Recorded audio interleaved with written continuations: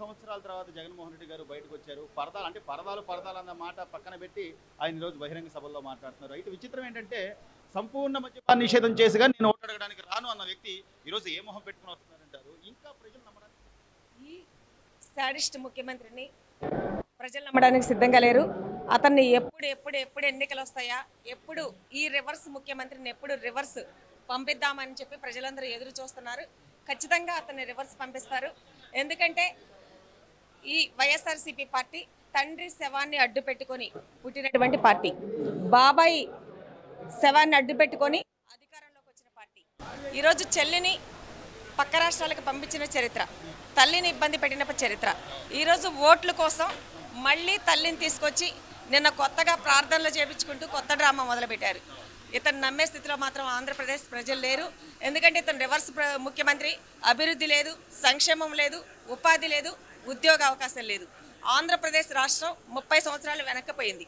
చాలా ఇబ్బంది పడుతున్నారు ప్రజలందరూ.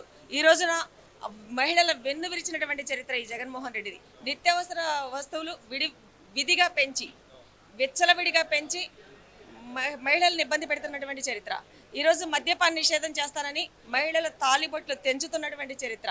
ఈరోజు పోలవరం ప్రాజెక్టు పరిస్థితి ఏంటండి, విశాఖ ఉక్కు పరిశ్రమ పరిస్థితి ఏంటి, తర్వాత విశాఖ స్టీల్ ప్లాంట్ పరిస్థితి ఏంటి, అన్నిట్లో వెనకబడేసి ఆంధ్రప్రదేశ్ని వేలెత్తి చూపించే విధంగా నవ్యాంధ్రప్రదేశ్ని స్వర్ణాంధ్రప్రదేశ్గా మార్చినటువంటి నారా చంద్రబాబు నాయుడు గారు చక్కగా పరిపాలన 5 సంవత్సరాలు చేసి అభివృద్ధి పదంలో ముందుకు నడిపిస్తే 30 సంవత్సరాలు వెనక్కి నెట్టి ఈ రాష్ట్రాన్ని అగమ్య పరిస్థితిలోకి నెట్టేసినటువంటి చరిత్ర.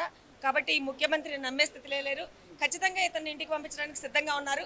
నిన్నగాక మొన్న విశాఖ పోర్టులో సుమారుగా 25 కిలోల డ్రగ్స్ దొరకడం చాలా కలకలం లేపుతుంది. ఆంధ్రప్రదేశ్ ప్రజలందరూ కూడా ఆశ్చర్యానికి గారి మీద ఆపాదించడం, చంద్రబాబు నాయుడు గారు అంటే ఇన్ని రోజులు గుర్తొచ్చిందనే, లేకపోతే ఏదో ఒకటి చెప్తే ప్రజలు నమ్ముతారు. ఆ నేను ఇక్కడ ఇల్లు కట్టుకున్నాను, చంద్రబాబుకి ఇల్లు లేదంటే ప్రజలు అలా నమ్మి ఆ రోజున అమరావతి ప్రజలు కూడా నమ్మి మోసపోయిన పరిస్థితి. విషయం ఏంటంటే సూర్యుడి మీద ఉమ్మేస్తే ఎవరి మొహాన్ని పడిద్ది, వాళ్ళ మొహానే పడిద్ది. పురంధేశ్వరి గారు, చంద్రబాబు నాయుడు గారు, నందమూరి కుటుంబం కానీ నారావరి కుటుంబం గురించి కానీ ఆంధ్రప్రదేశ్లో ప్రజలందరికీ తెలుసు. పురంధేశ్వరి గారు ఆనాటి తెలుగువారి ఆత్మగౌరవాన్ని దశ దిశలుగా వ్యాపింపజేసినటువంటి అన్న నందమూరి రామారావు గారి రక్తం ఆమె మీద సూర్యుడి మీద ఉమ్మేస్తే ఎవరి మొహాన్ని పడితే అట్లనే పురంధేశ్వరి గారిని అంటే ఆమెకేమో అంటుకోదు. ఆంధ్రప్రదేశ్ ప్రజలందరికీ తెలుసు. డ్రగ్స్కి కేర్ ఆఫ్ అడ్రస్గా మార్చింది, గంజాయికి కేర్ ఆఫ్ అడ్రస్గా మార్చింది జగన్మోహన్ రెడ్డి. డ్రగ్స్ అమ్ముకునేది జగన్మోహన్ రెడ్డి. జగన్మోహన్ రెడ్డికి సంబంధించిన పార్టీ వాళ్ళే సంధ్య ఆక్వా ఎక్స్పోర్ట్ ప్రైవేట్ లిమిటెడ్ వాళ్ళు. దాని పేరు మీదే ఆ కంటైనర్ వాళ్ళ పేరు మీదే బుక్ చేశారు, వైసీపీ వాళ్ళ పేరు మీద. ఆ డ్రగ్స్ని బట్టబయలు చేయకుండా దాన్ని మాఫీ చేయడం కోసం వీళ్ళు నాటకాలు ఆడుతున్నారు. ఎందుకంటే వైసీపీలో ఉన్నటువంటి పెద్దల హస్తం విజయసాయి రెడ్డి గారు ఇంకా అనేక మంది రెడ్డిస్ ఈ కుంభకోణంలో ఉన్నారు కాబట్టి వాళ్ళు నాటకాలు వేస్తారు. చివరిగా నూకరమ్మ గారు, ఈ రోజున జగన్మోహన్ రెడ్డి గారు పదే చెప్తున్న మాట ఏంటంటే సంక్షేమ పథకాలు ఆపేస్తాడు, ఆయన కనుక వస్తే నా ఓటైపోతే సంక్షేమ పథకాలు ఆగిపోతాయి అని చెప్పి. ఈ రోజున తెలుగుదేశం పార్టీ ఆవిర్భావం అంటే సంక్షేమ పథకాలకు పునాది వేసిందే శ్రీ నందమూరి తారక రామారావు గారు, తెలుగుదేశం పార్టీ. దీన్ని ప్రజలు నమ్ముతారంటారా? చంద్రబాబు నాయుడు గారు ఉన్నప్పుడు ఎన్ని సంక్షేమ పథకాలు ఇచ్చారు? ఈ రోజున సూపర్ 6 అని కానీ భవిష్యత్తు గ్యారంటీ అని కానీ ఆయన చెప్తున్నది తూచా తప్పకుండా పాటించే అవకాశాలు ఉన్నాయా లేవంటారు? ఈరోజు జగన్మోహన్ రెడ్డి సంక్షేమం అనుకుంటూ అనేక సంక్షేమం ఏదో అమ్మఒడి ఆసరా అని చెప్పి చిన్న పథకాలు ఇస్తూ అవి కూడా కార్పొరేషన్ నిధుల్ని దారి మళ్లించి బీసీ బడుగు బలహీన వర్గాల పేద ప్రజల కార్పొరేషన్ నిధుల్ని దారి మళ్లించి అమ్మఒడి ఆసరా అని చెప్పి ఏదో చిన్న పథకాలు ఇస్తున్నాడు. సంక్షేమానికి అభివృద్ధికి మూలం ఖచ్చితంగా తెలుగుదేశం పార్టీ, చంద్రబాబు నాయుడు గారు.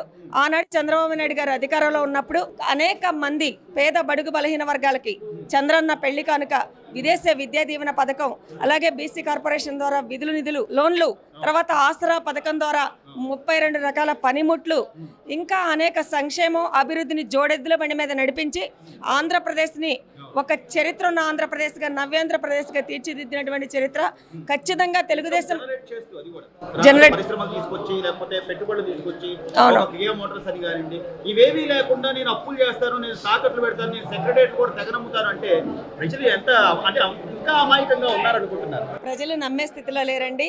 ఖచ్చితంగా చంద్రబాబు నాయుడు గారు నిన్న సభలో కూడా చెప్పారు, వాలంటరీ వ్యవస్థను కూడా రన్ చేస్తాము, సంక్షేమాన్ని ప్రజలకు అందిస్తాము, కొత్త పథకాలు తీసుకొస్తాము, అభివృద్ధి పదంలో ఆంధ్రప్రదేశ్ నడిపిస్తాము, ఇంకా ఈ దుర్మార్గుడిని, ఈ భూ బకాసురుడిని ఏమని ముద్దాయి 31 కేసులో ఇది నమ్మొద్దు, నమ్మితే ఆంధ్రప్రదేశ్ ఆగమైపోతాను క్లియర్గా చంద్రబాబు నాయుడు గారు చెప్తున్నారు, ఆంధ్రప్రదేశ్ ప్రజలందరూ చెప్తున్నారు. మేమందరం కూడా ఇతన్ని ఇంటికి పంపించే వరకు కూడా అలుపెరగకుండా పోరాటం చేస్తామని